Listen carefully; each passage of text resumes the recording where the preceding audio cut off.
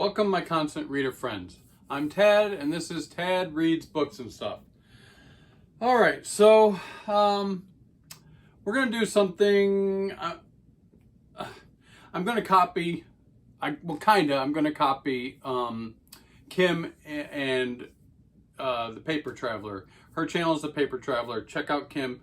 You all probably know Kim. Kim's amazing. She's awesome. Everyone loves Kim.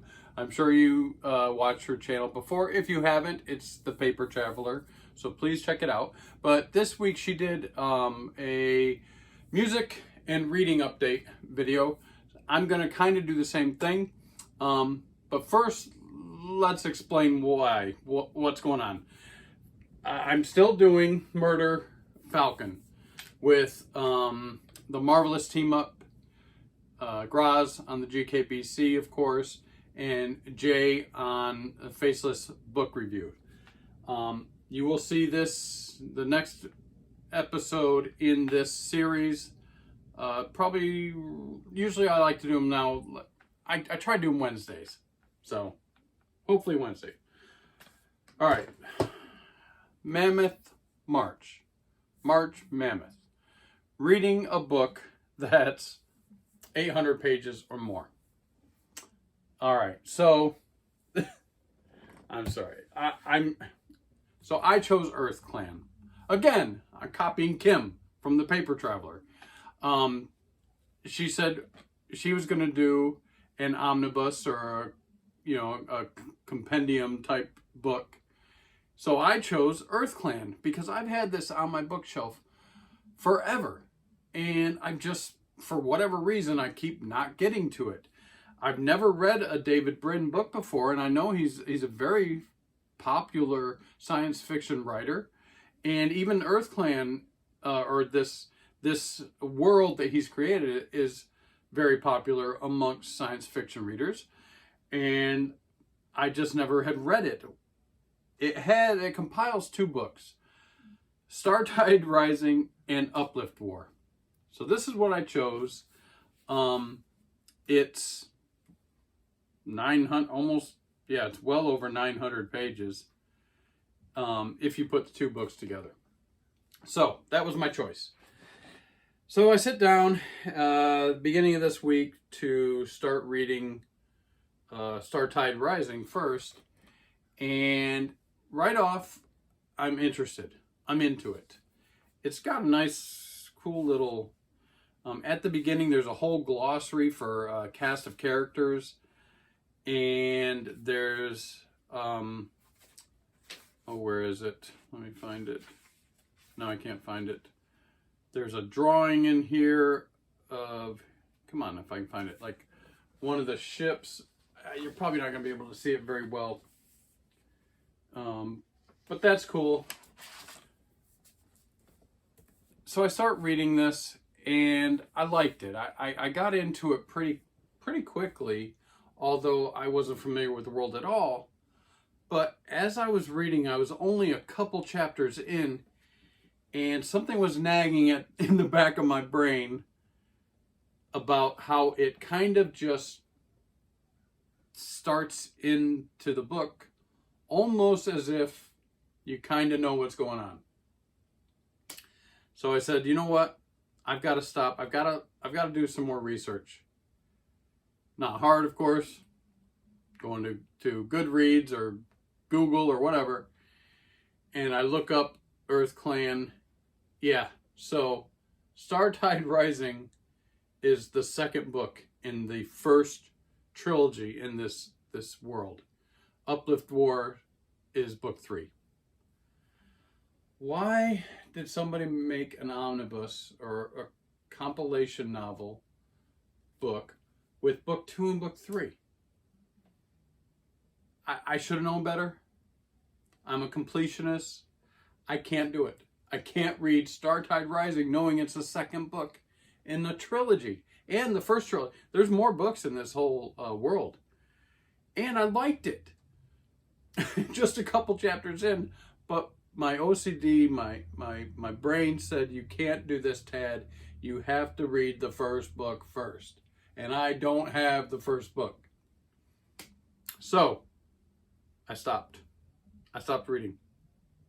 And consequently, did almost no reading other than the first couple chapters at all this week. I haven't read. Wow, that's different for me. So what the hell am I gonna do? I still kind of committed to doing this Mammoth March read along, and now we're halfway through the month. I've only got 2 weeks left, and I've got to pick another book to read. So I go through all my books, all my 2,000 books, and I literally was having difficulty finding a single book that had more than 800 pages in it. I should have made a count, because there were many that were 700 pages, 750, 690, really books that I haven't read that I'm interested in, and they just weren't reaching 800. And then I found like 3 of them. And then I had to say, well, which one do I really want to read? And they weren't on my list of reading anytime soon. But I had to make a decision, and I've done so. So, sitting right over here, we're going to do, come on, baby, Robert Jordan, The Shadow Rising. Yep, this is book 4 in the Wheel of Time. Cool cover. I like the cover. I like all the covers on these books, the original books. Wheel of Time. I probably talked about Wheel of Time 2 years when I first started this channel. It's not my favorite series. To be perfectly honest, I know a lot of people are going to go, what the hell? It's the best. People love the Wheel of Time. Fantasy readers love it. I was actually given this whole series by a friend of mine. They're on there. Some of them are hardbacks. That kind of drives my OCD crazy, because they don't match. I like everything to match. Some of them are soft covers. And so my friend gave me the whole series. And I said, okay, I'm going to start reading it. So I read the first book in the series, and I just didn't like it. I didn't like Robert Jordan's writing style so much. It just didn't jive with me. The story I thought was a little weak. And I'm thinking, holy crap, why does everybody love this series so much? So I kind of put it down. I was thinking I'm not going to read it at all.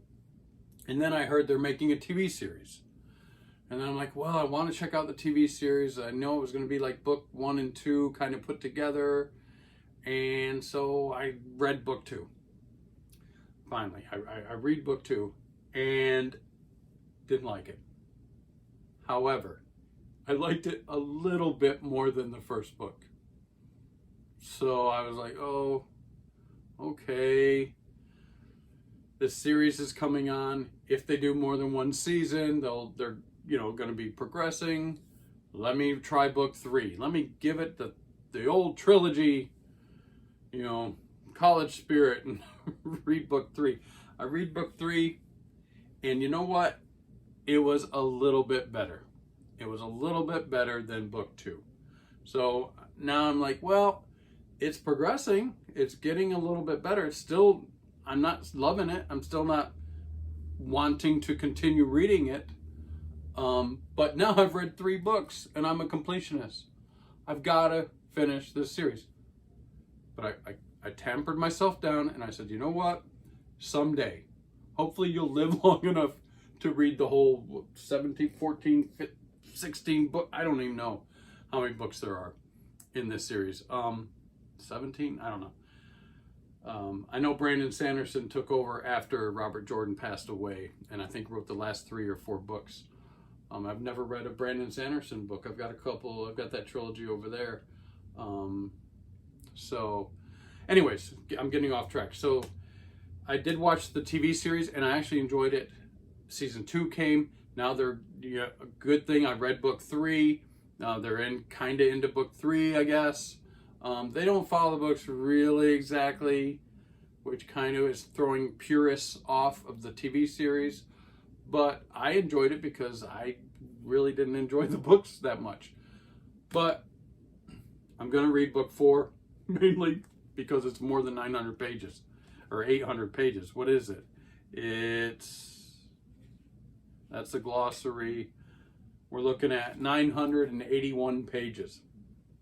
Yeah, so that's what a roundabout story of explaining why the hell I'm reading book 4 in a series that I'm not too jived on. But again, I did some research, and I'm finding tons of people are saying book 4 is really when it kicks off. They really started getting into it in book 4. It's a lot of books, a lot of pages to read before you get into a series, but I'm just holding out hope that this will, get me to be one of those people who love Wheel of Time. I don't know. We'll see. But that's my goal, to finish this by the end of the month.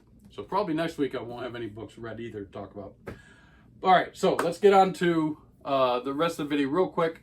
I am going to show you a couple of books that are music related that I've collected recently, and my last couple of records that I've collected. So yes, I love my books, I love my board games, and I love music. I collect records, vinyl, and books about music and music industry. So I'm building up my music library that way. First off, let's look at some of the books. I hope the Dot, as I call her, will appreciate this. 150 Glimpses of the Beatles by Craig Brown. Yeah, this is going to be interesting. I'm like everybody else. Well, not probably everybody else, but you know what I mean. My number one band of all time is the Beatles. My favorite. I could listen to the Beatles if I was on a deserted island and I could only bring, one music, one band with me or something. It would probably be the Beatles. Maybe Styx. I don't know. But yeah, I love the Beatles, and this is going to be fun. 150 glimpses of the Beatles. So that's one book I got to add to my book, my musical book library. Best-selling author of 99 Glimpses of Princess Margaret. Wow, cool. All right, that's going on my bookshelf, my musical bookshelf. Also, I got this one. Look at this. Look at the color of this. Awesome. The Ultimate Hendrix Book Experience. Yeah. The illustrated story by Jillian Garr. Jimi Hendrix. I'm a huge Jimi Hendrix fan. It's going to transition into the next section. Love Jimi Hendrix. And this cover is freaking beautiful. It's pretty cool as hell. I wonder if I got a black light. I should put it under black light. It'd probably look pretty cool. So that's another book I'm adding to my music library. And then last but not least, The Who. The History of My Generation by Matt Snow. Look at the boys there. Yeah. Love The Who. Again, another British import band. One of my favorites of all time. Look at this picture. I just opened right to it. I hope there's no glare. Cool. Yeah, so those are the most recent books I've added to my music library. And to my record library, I've got a couple records to show you. One of my all-time favorite shows that was on TV that I got to watch was this. Yeah, this is Nirvana Unplugged in New York from MTV. Remember when MTV played music, was popular? And Nirvana did this unplugged version, acoustic set, and it was fantastic. It was magnificent. If you weren't around to watch the Unplugged series that they had, they would get these popular bands of the time to sit around, and usually they had the crowd all around them, sitting in like a theater in the round, and they're just playing acoustically. They would tell some stories about the songs, how they came to be or why they wrote them, things like that. And then they would play the song acoustically. And it was wonderful. This is one of the all-time best of that whole series. Really loved it. This record's pretty cool too. Look at it's got my plastic here. Oh, come on, get out of there. Look at that color. That purple is beautiful. Yeah, of course, I've already played it several times and it's magnificent. I loved it. Brought back a lot of memories. And next, going with the book,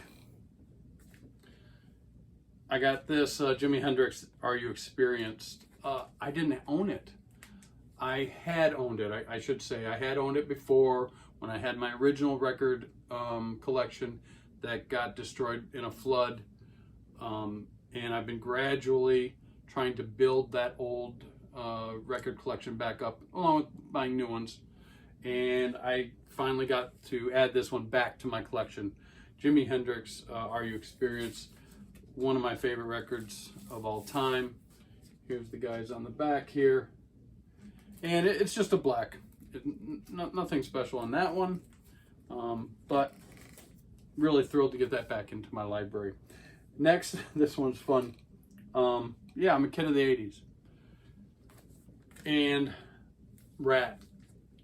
Everyone was going, you know, crazy for Metallica and Megadeth and some of the other hair bands, Motley Crue and such. I was a Rat fan. But look at this. This is now playing. So what this is like the greatest hits, right? It's a compilation. But look, they got them dressed like they're going out to a prom or something. It's ridiculous. The cover is hilarious. But I mean, it's got everything on it. Round and Round. Back for More. Lay It Down. One of my favorites. And what do we got? Side 2. You're in Love. Giving Yourself Away. I mean, there's 10 of their greatest hits on this record. And this comes in this beautiful red, but it's kind of a clear, I don't know if that you can see that on the camera. It's like a clear red. Really cool. The colors they're doing with these records nowadays are great. They used to do some colors back in the day. I had some yellow ones I remember back in the 70s. But yeah, I got Rat. One more I want to show off real quick. And another one of my favorite albums when it came out at the time is the Blue Album by Weezer. What a cool band, kind of the nerd, cool alternative music back in the day. I remember, geez, who else came out with them when I really loved them? The Breeders, that album was great. Veruca Salt was great. Weezer was great. You know, that time period. You know, this album's got like all the hits on it. My Name is Jonas is really good. Buddy Holly, of course. The Sweater Song, of course. In the Garage, Only in Dreams, Holidays. Yeah, great record and really cool. This one is blue with like white splatter, they call it. I don't know if you can see it's almost like a cloud. I don't know if you can see the white in there. Really cool record. And now, finally, part of my collection again. I did have this back in the day. All right, that's it. So, again, sorry, not much reading done. Next week, I won't have much reading done either. Hopefully, I'll be halfway through The Shadow Rising. But, yeah, that's it for today. I'm sorry, guys. I hope you enjoyed something in this video. And if you did, please like, please subscribe, please leave me comments. Check out Kim's channel, The Paper Traveler. And until next time, peace out.